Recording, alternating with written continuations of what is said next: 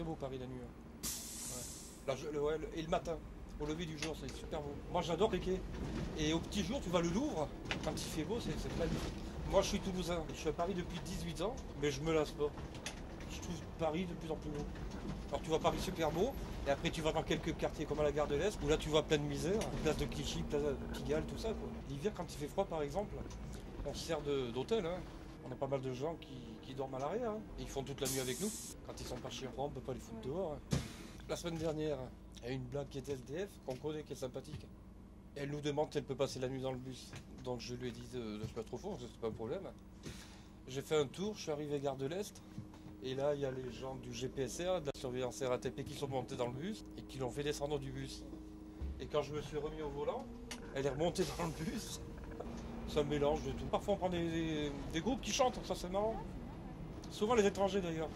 J'ai pris un groupe d'Espagnols une fois, et ils chantent en espagnol, c'était super sympa. Dans le fond du bus, ils étaient une dizaine. Et je les ai gardés pendant au moins une demi-heure dans le bus. Ouais, c'était vachement agréable. Et j'imagine qu'il y a des gens un peu bourrés parfois qui doivent. Ouais, Et surtout c'est le marrant. week-end. Ouais. Bon, ça peut être marrant, mais bon, quand ils dégueulent dans le bus, c'est pas marrant pour les gens. Hein. Ça arrive? Oui, ça arrive, régulièrement.